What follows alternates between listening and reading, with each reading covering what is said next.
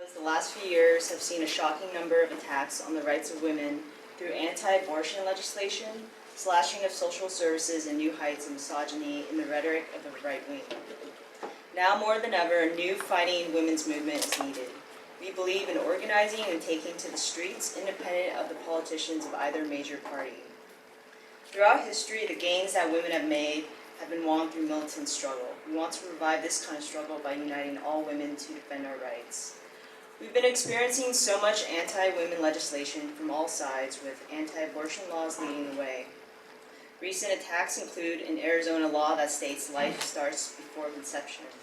In Mississippi, Governor Phil Bryant lauded House Bill number 1390 as the first step to making Mississippi the first abortion-free state in the country.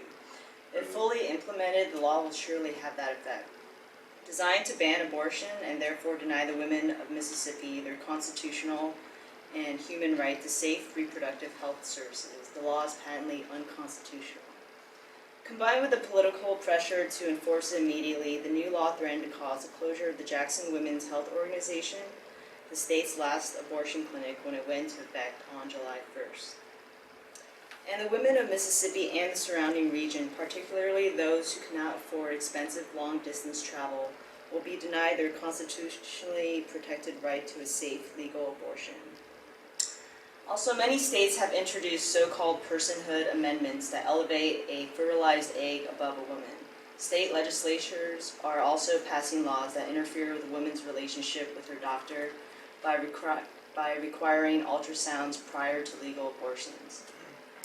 At least 8 states now have forced mandatory ultrasounds before a patient can get an abortion. Most abortions take place within 12 weeks after a woman becomes pregnant. And if the woman has been pregnant for 8 weeks or less, conducting an ultrasound generally requires the doctor to insert a probe in a woman's vagina in order to actually see or hear anything. So women will not stand by while our hard-won rights are chipped away. We're fighting back not only to defend our right to reproductive health care, including abortion, but to demand full equality and respect for all people. WORD also stands in solidarity with all struggles that threaten women, including the recent Chicago Teachers Union strike. WORD issued a statement of solidarity with the CTU and urged all members and supporters of WORD to join demonstrations, rallies, and picket lines in their cities to show their solidarity with the Chicago strikers. We stand with teachers across the United States fighting for equality education for all. And here's a portion of that statement which you could read in full at defendwomensrights.org. Attacking teachers as lazy and greedy, blaming them for government failures and social problems is part of a long history of attacks on women as scapegoats for problems caused by the rich and powerful.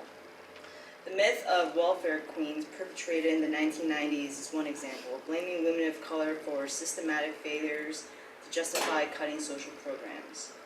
Although women have won considerable gains in political power since the witch hunts in Salem, we're still blamed when the system fails.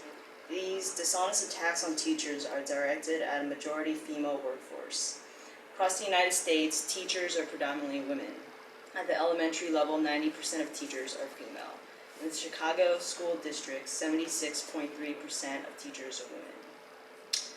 Anti-women rhetoric has also reached an all-time high, with statements disregarding the severity of the damaging effects of rape and sexual abuse on women.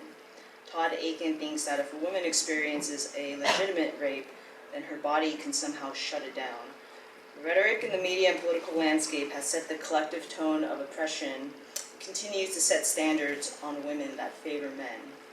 So now more than ever, we need to build a powerful new movement to defeat the right-wing attacks. We need to show the legislators and politicians and pundits that will not let them take away our freedom and send us back to the dark days of back-alley abortions and social inequality. We will defend the gains of the women's movement and will push for greater justice for all women. We will fight for social programs that poor women and families depend on, and will fight for economic equality and for an end to sexist discrimination. And women and men of all ages, nationalities, and sexual orientations are invited to join in this movement.